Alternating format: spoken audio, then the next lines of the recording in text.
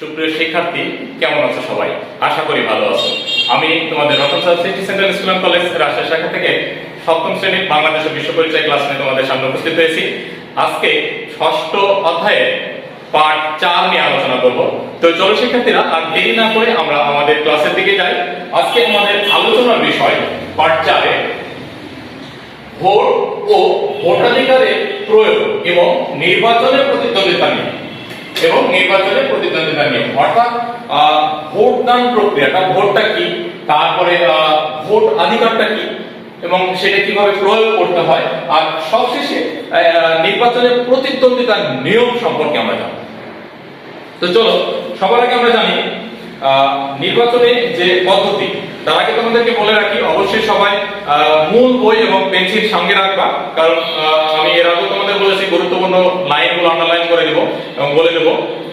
আশা করি বই সাথে রেখেছো। তো আসো এবার নির্বাচনে যে সবার আগে আমরা যে বিষয়টা দেখব যে এই ভোট দান প্রক্রিয়াটা কি। কোন একটি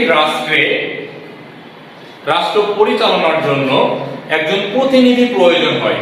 এই প্রতিনিধি বাছাইয়ের জন্য যে প্রক্রিয়া, সেটাকে মূলত ভোট বলা হচ্ছে। অর্থাৎ বাছাইয়ের জন্য যে প্রক্রিয়া, যেভাবে বাছাই করা হয়, এই প্রক্রিয়াটাকে মূলত ভোট বলা হচ্ছে। কিরকম সেটা আমি ডেসক্রিপশনে পরে আসবো। এই ভোট দানের বিষয়ের ক্ষেত্রে কিছু যোগ্যতা প্রয়োজন হয়। অর্থাৎ একজন ব্যক্তি যে ভোট দেবে, অর্থাৎ প্রতিনিধি বাছাই করবে, এই প্রতিনিধি বাছাইয়ের জন্য কিছু মিনিমাম কোয়ালিফিকেশন প্রয়োজন হয়। এই কোয়ালিফিকেশন গুলো আমরা জানবো। প্রথম 1 নম্বর কোয়ালিফিকেশন যেটা বলেছে যে অবশ্যই ওই নাগরিককে বাংলাদেশের নাগরিক হতে হবে। 2 নম্বর বলা হয়েছে যে 18 বছর বা তার বেশি বয়সের হতে হবে। কারণ ওই নাগরিক তখনই ভোট দেওয়ার যোগ্যতা অর্জন করবে যখন তার বয়স 18 বছর পূর্ণ হবে। তাহলে আমরা প্রথমে পেলাম বাংলাদেশের নাগরিক হতে হবে, 2 নম্বরে পেলাম 18 বছর বা তার অধিক বয়সের হতে হবে। এরপরে 3 নম্বর বলেছে সংশ্লিষ্ট নির্বাচনী এলাকার বাসিন্দা হতে হবে। দ্যাটস মিন সংশ্লিষ্ট অর্থাৎ যে এলাকায় বা যে অঞ্চলে নির্বাচন হচ্ছে সেই অঞ্চলেরই বাসিন্দা হতে হবে, সেই এলাকারই বাসিন্দা হতে হবে। কারণ নির্বাচনের পূর্বেই এটা নির্বাচন কমিশন কিন্তু এক একটা এলাকাকে নির্বাচনী এলাকা হিসেবে আলাদা আলাদাভাবে ভাগ করে দেয়। সুতরাং ধরো 2 নম্বর 3 নম্বর ধরে নাও, 1 নম্বর 2 নম্বর 3 নম্বর ওয়ার্ড নিয়ে একটা নির্বাচনী এলাকা, 4 নম্বর 5 নম্বর 6 নম্বর ওয়ার্ড নিয়ে আরেকটা নির্বাচনী এলাকা। তাহলে এই 1 2 3 ওয়ার্ডের যে নির্বাচনী এলাকা, এই এলাকার বাসিন্দা অর্থাৎ 4 5 6 নির্বাচনী এলাকাতে যে ভোট প্রদান করতে পারবে না। এই বিষয়টা বোঝানো হয়েছে যে ওই সংশ্লিষ্ট অর্থাৎ যে নির্বাচনী এলাকা ভাগ করে যাচ্ছে ওই নির্বাচনী এলাকারই বাসিন্দা হতে হবে। লাস্ট যেটা অপ্রকৃতিস্থ নন ও আদালত কর্তৃক দেউলিয়া ঘোষিত হয় না। অপ্রকৃতিস্থ নন বিষয়টা একটু দেখো, গুরুত্ব দাও। অপ্রকৃতিস্থ নন ও আদালত কর্তৃক দেউলিয়া ঘোষিত হন নাই এমন নাগরিক হবে। অপ্রকৃতিস্থ কি? সোজা কথায় শরীয়টা বাদ দাও, তাহলে কি হয়? প্রকৃতিস্থ অর্থাৎ প্রকৃত নাগরিক। অর্থাৎ অপ্রকৃতিস্থ অর্থাৎ যেখানে সে বসবাস করছে সেখানকার সে প্রকৃত নাগরিক, প্রকৃত বাসিন্দা, এরকম যদি হয় তাহলে হবে। অপ্রকৃতিস্থ বলতে বোঝানো হচ্ছে তাহলে মানে সে ওখানকার স্থায়ী বাসিন্দা বা প্রকৃত বাসিন্দা নন, তাকে বলা হচ্ছে অপ্রকৃতিস্থ। তার মানে কি? অপ্রকৃতিস্থ নন অর্থাৎ স্থায়ী বাসিন্দা, অস্থায়ী বাসিন্দা নন এমন, মানে ওখানকার বাসিন্দা নন এমন, ও আদালত কর্তৃক দেউলিয়া ঘোষিত হন নাই। দেউলিয়া বলতে কোনো ব্যক্তি বিজনেস করতে যে বা তার নিজের জীবন পরিচালনা করতে যে কোনো কারণে তার আর্থিক যে অবস্থা সেটা একেবারে জিরোতে চলে যাওয়া। অর্থাৎ কোনো প্রতিষ্ঠান থেকে লোন নিলে বা কোনো কার্যক্ষেত্রে বিজনেসে ইনভেস্ট করতে গেলে তার যে একটা মূলধন প্রয়োজন, এই মূলধন দেবার যোগ্যতা বা সামর্থ্য তার নেই, সরকার তাকে দেউলিয়া ঘোষিত করে। এটার কিছু প্রক্রিয়া আছে। এমনিতেই সরকার যে কাউকে দেউলিয়া ঘোষিত করতে পারবে না।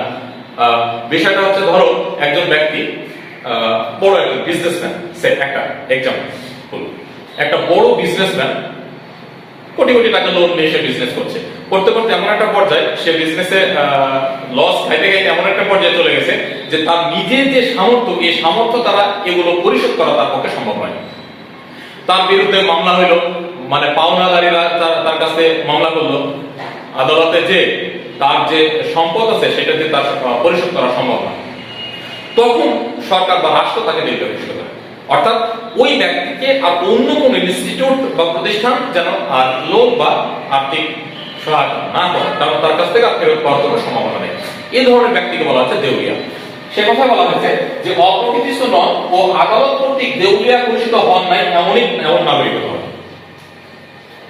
বিষয়টা ক্লিয়ার আশা করি। আমি আবারও বলছি, অপ্রকৃতিস্থ বলতে প্রকৃত বাসিন্দা নন, অর্থাৎ স্থায়ী বাসিন্দা, প্রকৃত বাসিন্দা নন এমন ব্যক্তি। আর দেউলিয়া হচ্ছে যা অর্থ সম্পদ কিছু নেই, সরকার বা রাষ্ট্র তাকে একেবারে দেউলিয়া ঘোষণা করেছে, অর্থাৎ তার সামর্থ্য নাই কোনো কিছু দেওয়ার, এরকম ব্যক্তি। এই দুইজন ব্যক্তির ব্যতীত তারা নির্বাচনে প্রার্থী হিসেবে প্রতিদ্বন্দ্বিতা করতে পারবে, দাঁড়াইতে পারবে, ভোট দিতে পারবে, ভোট প্রদান করতে পারবে। এই গেল আমাদের ভোটাধিকারের যোগ্যতা। আমার আলোচনার বিষয় ছিল কিন্তু ভোট, প্রথমে ভোট নিয়ে আলোচনা করলাম, এবার ভোটাধিকার প্রয়োগ, অর্থাৎ কিভাবে সে প্রয়োগ করতে পারবে। আর এরপরে আছে নির্বাচনের প্রতিদ্বন্দ্বিতার নিয়ম, প্রার্থী, আমরা যে সকল প্রার্থী বাছাই করব তাদের কি কোয়ালিফিকেশন থাকা দরকার, সেই বিষয়টা নিয়ে আলোচনা করব। এবার একটু মূল বই এবং পেন্সিলটা হাতে নাও। দেখো নেক্সট পার্ট, অর্থাৎ পৃষ্ঠা নাম্বার 59, 59 পৃষ্ঠায় দেখো বলেছে ভোটদান পদ্ধতি। ভোটদান পদ্ধতি মূলত দুই ধরনের হয়ে থাকে। ভোটদান পদ্ধতি মূলত দুই ধরনের হয়ে থাকে। কয় ধরনের বললাম? দুই ধরনের। তাহলে ভোটদান পদ্ধতি মূলত দুই ধরনের হয়ে থাকে। একটা হচ্ছে প্রকাশ্য ভোটদান পদ্ধতি, আর একটা হচ্ছে গোপনে ভোটদান পদ্ধতি। প্রকাশ্য ভোটদান পদ্ধতি কি? ধরো একটা ক্লাসরুমে 30 জন শিক্ষার্থী আছে, সেখান থেকে হয়তো 5 জনকে একজন শিক্ষক বাছাই করে নিয়েছে, এদের মধ্যে ক্যাপ্টেন বানানো, ক্লাস ক্যাপ্টেন বানানো। এবার সকল শিক্ষার্থীকে বলা হচ্ছে যে এই 1 নম্বর শিক্ষার্থীর পক্ষে কে কে আছো, 2 নম্বরের পক্ষে কে আছো, 3 নম্বরের পক্ষে কে আছো, অর্থাৎ সরাসরি তারা ইয়েস অর নো বলে যে রেজাল্টটা দেবে, তাৎক্ষণিক যে রেজাল্ট, এটাকে বলা হচ্ছে প্রকাশ্য, অর্থাৎ সবার সম্মুখে যে রেজাল্ট হচ্ছে।